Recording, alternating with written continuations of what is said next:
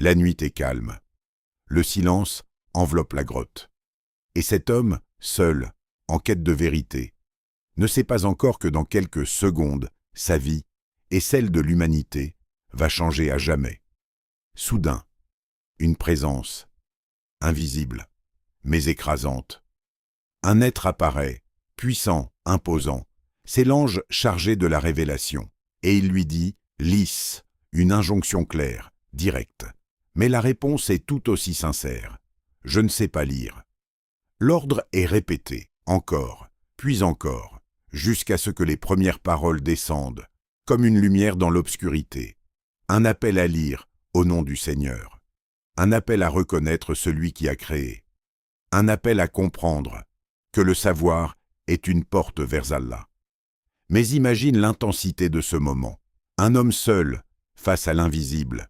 Un message immense, déposé dans un cœur humain. C'est trop puissant, trop soudain. Il descend de la grotte, bouleversé. Son cœur bat, son corps tremble. Il rentre chez lui et il dit « Couvrez-moi, couvrez-moi ». À cet instant, il ne cherche ni gloire, ni reconnaissance. Il cherche du réconfort. Et c'est là que l'on voit une des plus grandes sagesses d'Allah. Il lui a donné une épouse exceptionnelle. Elle ne doute pas, elle ne questionne pas. Elle le rassure, elle lui rappelle qui il est, celui qui aide. La nuit est calme. Le silence enveloppe la grotte. Et cet homme, seul, en quête de vérité, ne sait pas encore que dans quelques secondes, sa vie et celle de l'humanité va changer à jamais. Soudain, une présence, invisible, mais écrasante. Un être apparaît, puissant, imposant. C'est l'ange chargé de la révélation, et il lui dit « lisse », une injonction claire, directe. Mais la réponse est tout aussi sincère. Je ne sais pas lire. L'ordre est répété, encore, puis encore, jusqu'à ce que les premières paroles descendent, comme une lumière dans l'obscurité. Un appel à lire, au nom du Seigneur. Un appel à reconnaître celui qui a créé. Un appel à comprendre que le savoir est une porte vers Allah. Mais imagine l'intensité de ce moment. Un homme seul, face à l'invisible. Un message immense, déposé dans un cœur humain. C'est trop puissant, trop soudain. Il descend de la grotte, bouleversé. Son cœur bat, son corps tremble. Il rentre chez lui et il dit « Couvrez-moi, couvrez-moi ». À cet instant, il ne cherche ni gloire ni reconnaissance. Il cherche du réconfort. Et c'est là que l'on voit une des plus grandes sagesses d'Allah. Il lui a donné une épouse exceptionnelle. Elle ne doute pas, elle ne questionne pas. Elle le rassure. Elle lui rappelle qui il est. Celui qui aide les faibles, celui qui dit la vérité, celui qui honore ses engagements. Elle comprend immédiatement, un homme comme toi, Allah ne peut pas l'abandonner. Et c'est ainsi que commence la mission. Mais attention, la révélation ne descend pas en continu au début. Il y a une pause, un silence, un moment de vide qui peut sembler difficile. Pourquoi ? Pour enseigner une chose essentielle. La foi n'est pas seulement dans les moments forts, elle se construit aussi dans l'attente. Puis, l'ordre arrive. Clair, direct. Lève-toi et avertis. Ce n'est plus le temps de méditer en silence. C'est le temps de transmettre. Mais comment appeler un peuple qui est profondément attaché à ses traditions? Comment dire à des gens « ce que vous faites depuis des générations est faux ».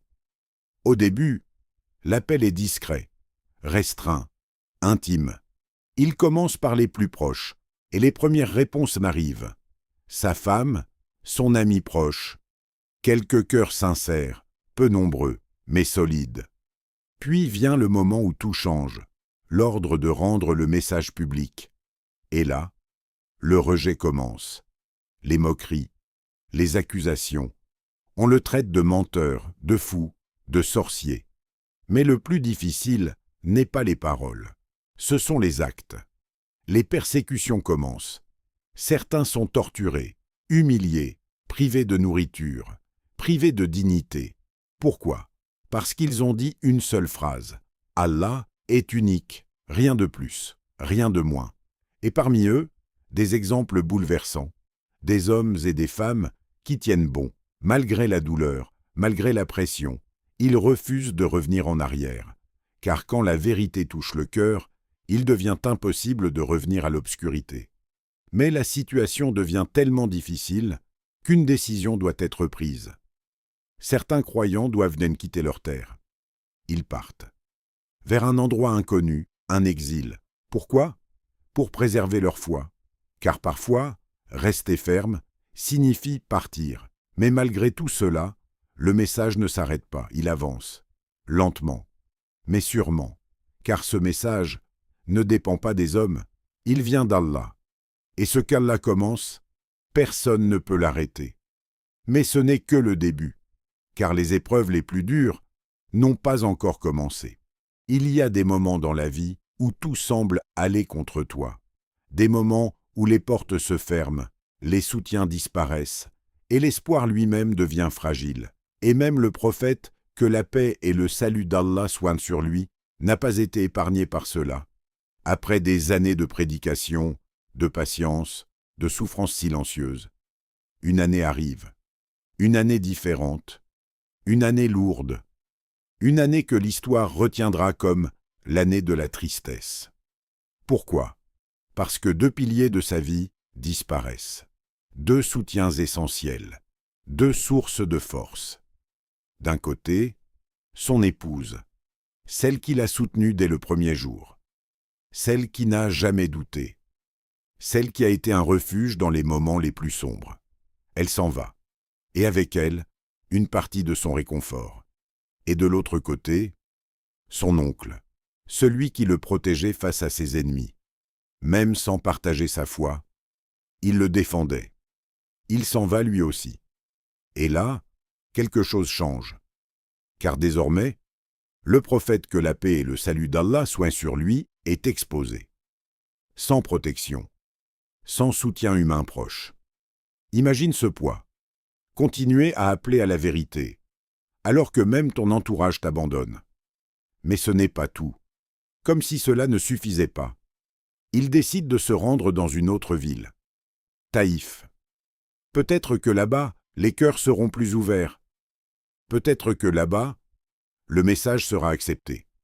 Mais ce qu'il va trouver est pire que ce qu'il a laissé.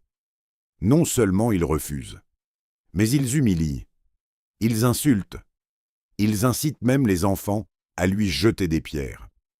Des pierres, pas des mots, pas des critiques.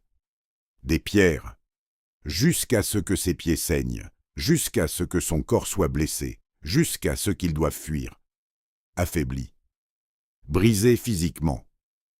Mais ce qui est encore plus bouleversant, c'est ce qu'il dit dans ce moment. Il ne demande pas la destruction, il ne demande pas vengeance, il ne dit pas « il ne mérite rien ». Non, il lève les mains et il invoque Allah, avec humilité, avec sincérité, avec une profondeur que peu peuvent comprendre. Et c'est là que la vraie force apparaît. Pas dans la domination, pas dans la réponse à la violence, mais dans la connexion avec Allah, même dans la douleur. Et alors, quelque chose d'extraordinaire se produit. Après la difficulté, Allah accorde un honneur immense, un miracle, un voyage, pas un voyage ordinaire, un voyage au-delà de ce monde. En une nuit, il est transporté, d'un lieu à un autre, puis élevé, au-dessus des cieux. Un voyage que l'esprit humain ne peut pas pleinement saisir. Mais pose-toi une question. Celui qui a créé les cieux et la terre, n'est-il pas capable de faire voyager un homme? Dans ce voyage, il rencontre des prophètes, il voit des signes, il s'élève. Et surtout, il reçoit un cadeau. Un cadeau pour toute la communauté. La prière, pas simplement une obligation, mais une connexion, un lien direct entre toi et ton Seigneur. Comme pour dire, même si le monde te rejette, tu as toujours accès à Allah. Même si personne ne t'écoute, Allah t'entend. Même si tu es seul, tu ne l'es jamais vraiment. Et c'est après cette nuit, après ces épreuves, que quelque chose commence à changer. Car les grandes victoires viennent toujours après les plus grandes épreuves. Mais une transformation majeure approche. Un tournant décisif. Un événement qui va changer le destin de l'islam. Un départ. Un exil. Mais en réalité, une ouverture. L'histoire continue. N'oubliez pas de vous abonner et de liker cet épisode pour ne rien rater des épisodes suivants.